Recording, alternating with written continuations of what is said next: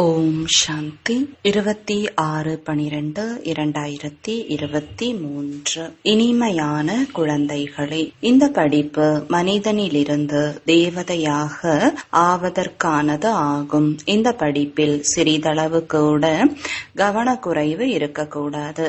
உறங்கினீர்கள், சாப்பிட்டீர்கள், படிப்பை படிக்கவில்லை என்றால் அதிகமாக வருத்தப்பட வேண்டி இருக்கும். கேள்வி: எந்த விஷயத்தில் பிரம்மா பாபாவை பின்பற்றினால் முன்னேற்றம் ஏற்பட்டு கொண்டே இருக்கும்? பதில்: எப்படி பிரம்மா பாபா தன்னுடைய அனைத்தையும் பலியாக்கினார், அதாவது அனைத்தையும் சமர்ப்பணம் செய்தார், அதுபோல தந்தையை பின்பற்றுங்கள்.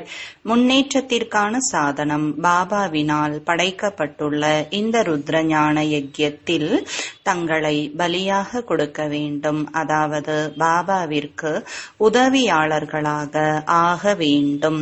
ஆனால் நான் இவ்வளவு உதவி செய்தேன், இவ்வளவு கொடுத்தேன் என்ற எண்ணம் கூட ஒருபோதும் வரக்கூடாது. பாபா வள்ளலாக இருக்கிறார், அவரிடமிருந்து நீங்கள் எடுக்கின்றீர்கள், கொடுப்பது இல்லை.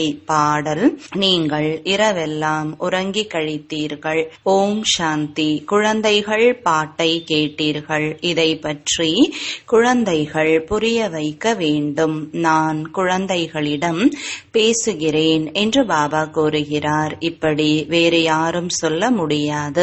சாதுக்கள், துறவிகள், மகாத்மாக்கள் அதிகமாக இருக்கிறார்கள். சிலர் இவருக்குள் சக்தி இருக்கிறது என்று சொல்கிறார்கள். இவர் அனைவருக்கும் தந்தை ஆவார். அவர் அமர்ந்து புரிய வைக்கிறார். அநேக குழந்தைகள் முழு நாளும் சாப்பிட்டு கொண்டும் குடித்து கொண்டும் மற்றும் உறங்கிக் கொண்டும் இருக்கிறார்கள்.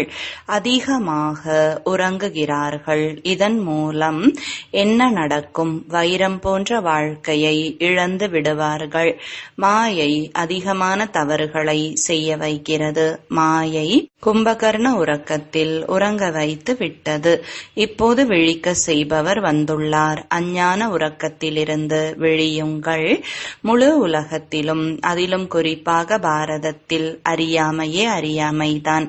எனவே பாபா கூறுகிறார், இப்போது அலட்சியம் செய்தீர்கள் என்றால் அதிகம் வருத்தப்பட வேண்டி இருக்கும். பின்னர் வருத்தப்படுவதன் மூலம் எந்த காரியமும் நடக்காது.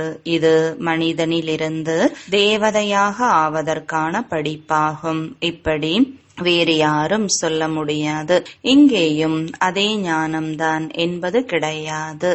இந்த படிப்பு புதியது. ஆதி சனாதன தேவி தேவதா தர்மம் உருவாகி கொண்டு இருக்கிறது.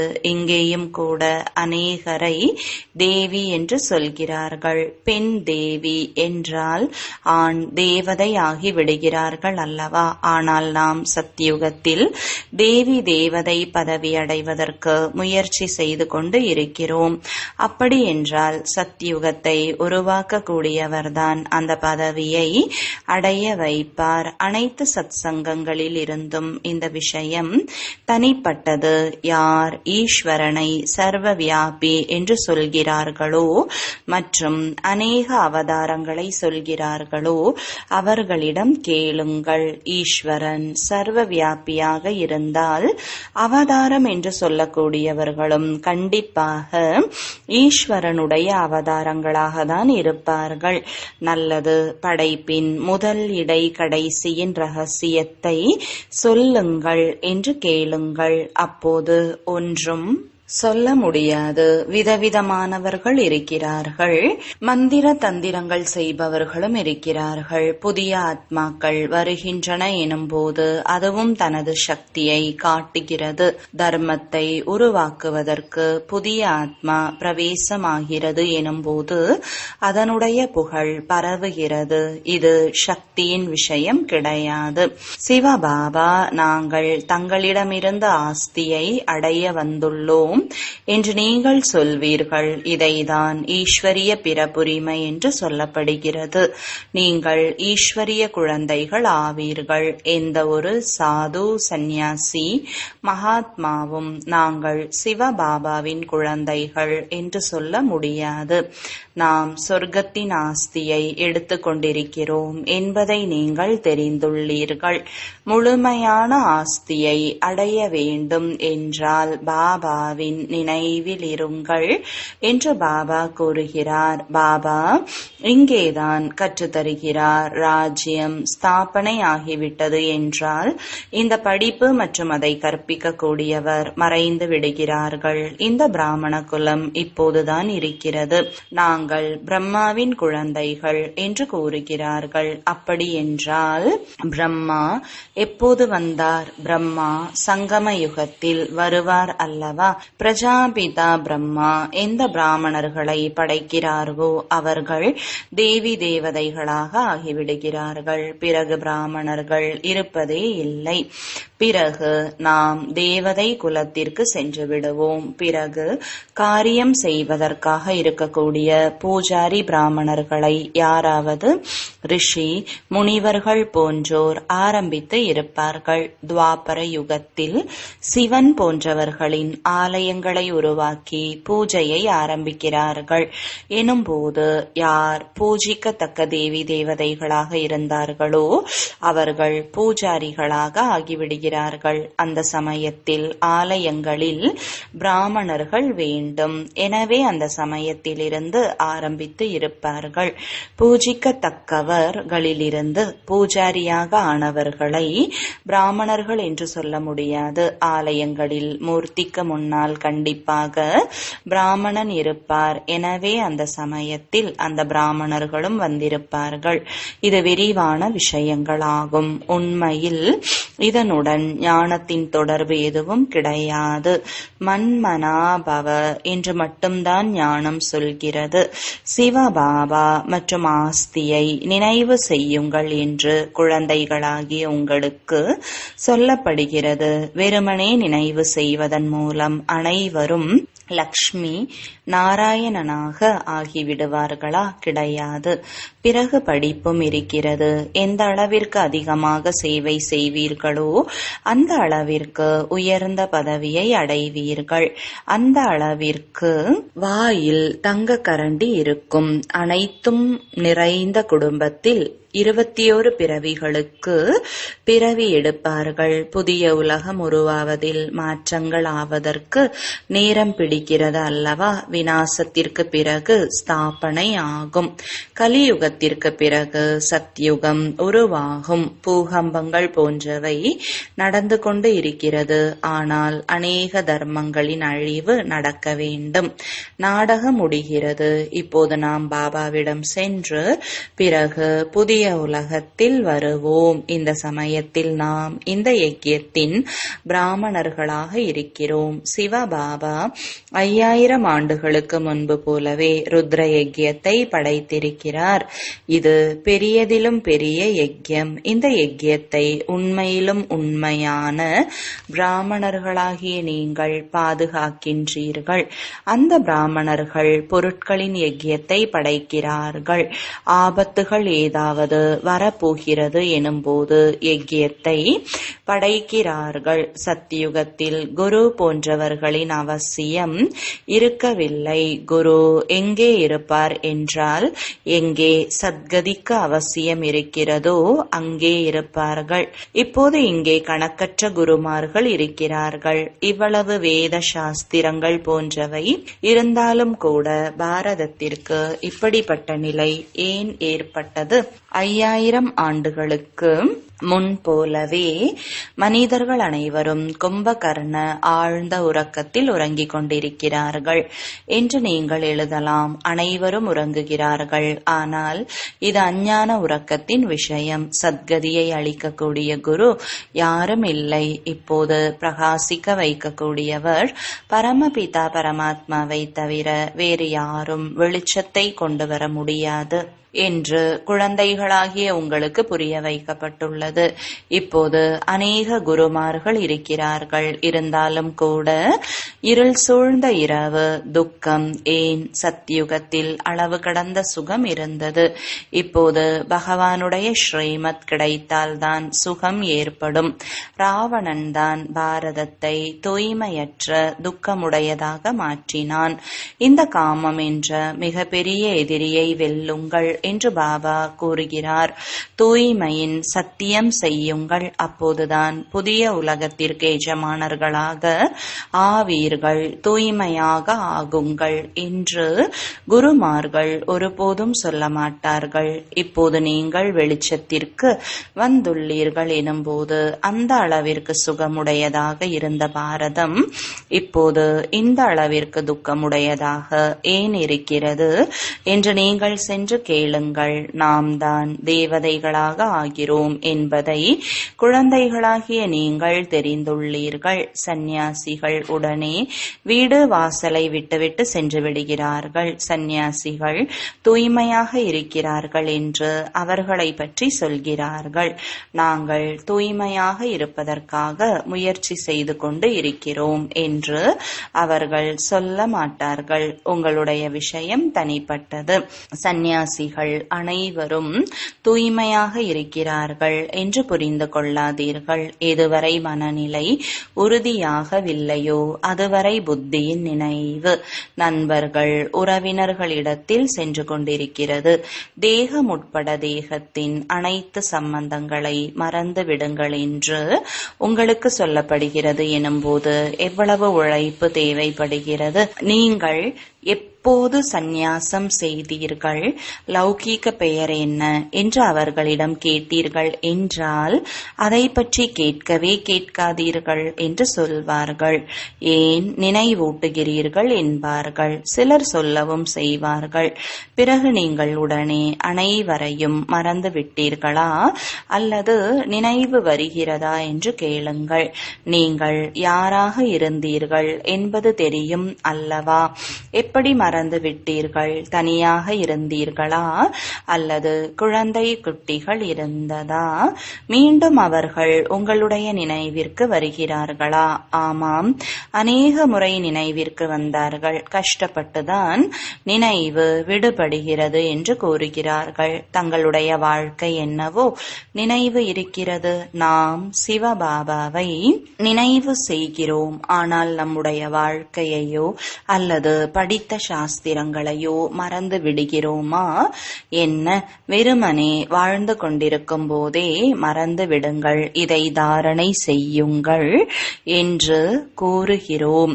நினைவு செய்தால் விழுந்து விடுவீர்கள். ஆகவே முதலில் இந்த விஷயங்களை கேளுங்கள், பிறகு முடிவெடுங்கள். வாழ்ந்து கொண்டே இருந்தும் வாழ்பவராக ஆகுங்கள். வேறு யார் சொல்வதையும் கேட்காதீர்கள். நாங்கள் தங்களுடைய வாழ்க்கை முழுவதையும் சொல்ல முடியும். இப்போது இந்த உலகம் முடிய போகிறது என்பதை தெரிந்திருக்கிறோம். கிளை நிலையங்கள் வளர்ந்து கொண்டே இருக்கும். யார் மம்மா பாபா என்று சொல்கிறார்களோ அவர்கள் பிராமணர்களாக ஆகிவிடுகிறார்கள். இப்போது பாபா கூறுகிறார், ஹே ஆத்மாக்களே, ஆத்மாதான் பேசுகிறது. உங்களிடம் கேட்பார்கள், நீங்கள் யார்? உடனே ஆத்மாதான் படித்து கொண்டு இருக்கிறது என்று சொல்வீர்கள். இந்த ஞானம் இப்போது உங்களுக்கு கிடைத்து இருக்கிறது. உங்களுடைய ஆத்மா இந்த கர்ம இந்திரியங்கள் மூலம் படிக்கிறது. ஆத்மா மற்றும் ஷரீரம் இரண்டு இருக்கிறது. ஆத்மாதான் ஷரீரத்தை எடுக்கிறது மற்றும் விடுகிறது, சம்ஸ்காரத்தை தாரணை செய்கிறது என்பதை இப்போது நீங்கள் தெரிந்துள்ளீர்கள். ஆத்மாக்களாகிய நாம் சத்தியுகத்தில் புண்ணிய ஆத்மாக்களாக இருந்தோம். இப்பொழுது பாவ ஆத்மாக்களாக இருக்கிறோம். இப்போது கடைசி பிறவியாகும். பரம ஆத்மாவினிடத்தில் என்ன ஞானம் இருக்கிறதோ அதை இப்பொழுது ஆத்மாக்களாகிய நமக்கு கற்பித்துக் கொண்டிருக்கிறார். மற்றபடி மனிதர்கள் அனைவரும் காரிருளில் இருக்கிறார்கள். சாஸ்திரங்கள் போன்ற அனைத்தும் பக்தி மார்க்கத்தினுடையது ஆகும். அதனை ஞானம் என்று சொல்ல முடியாது. ஞானம் பகல் மற்றும் பக்தி இரவு. கீதையை படைத்தது யார் மற்றும் எப்போது வந்தார், கீதை எப்போது எழுதப்பட்டது என்று நீங்கள் கேட்கலாம். பாபாவும் எழுதி கொண்டு இருக்கிறார். பிறகு அதை பற்றி ஆழ்ந்து சிந்திக்க வேண்டி இருக்கிறது. இப்படியெல்லாம் புத்தியில் தாரணை செய்வதன் மூலம் உங்களுடைய முன்னேற்றம் நிகழ்ந்து கொண்டே இருக்கும். என்னை நினைவு செய்யுங்கள் என்று பாபா கூறுகிறார். குழந்தைகளுக்கு மாலையின் ரகசியம் புரிய வைக்கப்பட்டு இருக்கிறது. பரமபிதா பரமாத்மா எல்லையற்ற மலராக இருக்கிறார். பிறகு 2 மணிகள் பிரம்மா மற்றும் சரஸ்வதி. பிரஜாபிதா பிரம்மாவின் மூலம் படைப்பு படைக்கப்பட்டிருக்கிறது. இவர்கள்தான் ஆதி தேவன் மற்றும் ஆதி தேவி ஆவார்கள். இவர்கள் பிராமணர்கள். இவர்கள்தான் சொர்க்கத்தை உருவாக்கினார்கள். ஆகையால் இவர்களுக்கு பூஜை நடக்கிறது. இடையில் அந்த 8 மணிகள் இருக்கிறார்கள். அவர்கள் சூரிய வம்சத்தவர்களாக ஆகி இருக்கிறார்கள். நிறைய உதவி செய்து இருக்கிறார்கள். ஞானம் புத்தியில் இருக்க வேண்டும். யஜ்யத்தில் பலியிடப்படுகிறது என்பதையும் தெரிந்து உள்ளீர்கள். தாய்மார்களின் முன்னேற்றத்திற்காக பாபா யுக்தியை உருவாக்கியுள்ளார். பலியாகினார் அல்லவா? எனவே தந்தையை பின்பற்ற வேண்டும். காந்திக்கு கூட யார் உதவினார்களோ அவர்களுக்கு அல்பகால சுகம் கிடைத்தது. அவர் எல்லைக்கு உட்பட்ட தந்தை. இவர் எல்லைக்கு அப்பாற்பட்ட தந்தை. இங்கே பாபா அனைத்தையும் தாய்மார்களின் பொறுப்பில் ஒப்படைத்து விட்டார். இவர் முதலிடத்திற்கு சென்று விட்டார். குழந்தைகளாகிய நீங்கள் முயற்சி செய்ய வேண்டும்.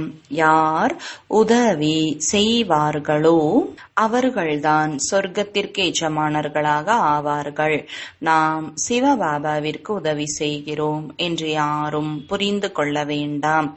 இல்லை, சிவபாபாதான் உங்களுக்கு உதவி செய்கிறார். அவர் வள்ளல் ஆவார். நீங்கள் உங்களுக்காகவே செய்கிறீர்கள். நீங்கள் நினைவில் இருந்தீர்கள் என்றால் பாவ கர்மங்கள் அழிந்துவிடும். சொர்க்கத்தை நினைவு செய்தீர்கள் என்றால் சொர்க்கத்திற்கு சென்று விடுவீர்கள். பாபா அவரே கூறுகிறார், மன்மனாபவ. இல்லை என்றால் உயர்ந்த பதவி எப்படி கிடைக்கும்? கணக்கு வழக்கை தீர்த்து கொள்வது உங்களுடைய வேலையாகும்.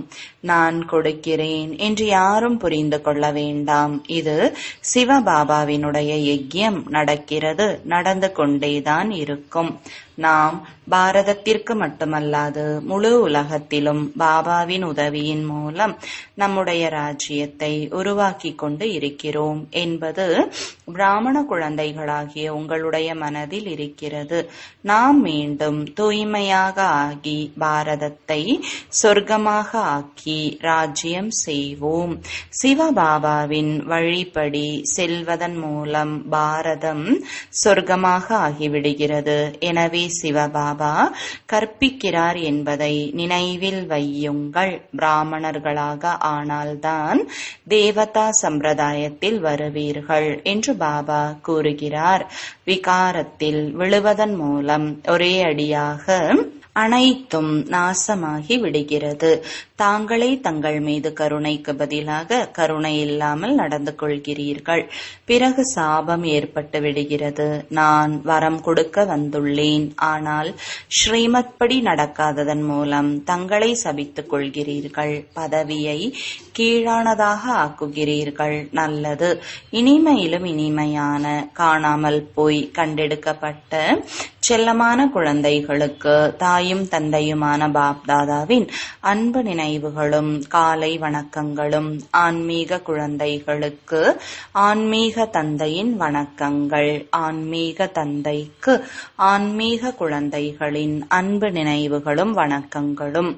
தாரணைக்கான முக்கிய சாரம். முதலாவது, புத்தியின் மூலம் அனைத்தையும் மறப்பதற்கு வாழ்ந்து கொண்டே இருக்க வேண்டும். ஒரு பாபாவினுடையதை மட்டுமே கேட்க வேண்டும். தங்களுடைய முன்னேற்றத்திற்காக முழுமையாக பலியாக வேண்டும். இரண்டாவது, ஸ்ரீமத் படி நடந்து தங்கள் மீது கருணை காட்ட வேண்டும். உண்மையான பிராமணர்களாக ஆகி யஜ்யத்தை பாதுகாக்க வேண்டும். படிப்பை நல்ல விதத்தில் படித்து உயர்ந்த பதவியை அடைய வேண்டும். வரதானம். சேவையை தந்தைக்கு முன்னால் புத்தி மூலமாக அர்ப்பணம் செய்து சுயம் கவலையற்றவராக இருக்கக்கூடிய வெற்றியின் சொரூபம் ஆவீர்களாக. விளக்கம். எந்த ஒரு எப்பேற்பட்ட கடினமான சேவையாக இருந்தாலும் சரி, ஆனால் அந்த சேவையை தந்தைக்கு முன்னால் புத்தி மூலமாக அர்ப்பணம் செய்து விடுங்கள். நான் செய்கிறேன், வெற்றி ஏற்படவில்லை. இந்த நான் என்ற தன்மையை எடுத்து வராதீர்கள். தந்தையின் சேவை, தந்தை அவசியம் செய்வார். தந்தையை முன்னால் வையுங்கள். அப்பொழுது எப்போதும் கவலையற்று இருப்பீர்கள். மேலும் வெற்றியும் கிடைக்கும். ஒரு பொழுதும் பலவீனமான எண்ணம் என்ற விதையை போடாதீர்கள். சேவை செய்து கொண்டிருக்கிறேன், ஆனால் தந்தையின் உதவி கிடைப்பது இல்லை. ஒருவேளை நான் தகுதியுடையவனாக இல்லையோ என்று இவ்வாறு யோசிக்காதீர்கள். இது கூட வீணான எண்ணங்கள். இது வெற்றியை விலக்கி விடுகிறது. ஸ்லோகன். யாருடைய நினைவு என்ற சுடர் எப்பொழுதும் ஏற்றப்பட்டு இருக்கிறதோ அவர்களே பிராமண குலத்தின் தீபங்களாக ஆக முடியும். ஓம் சாந்தி.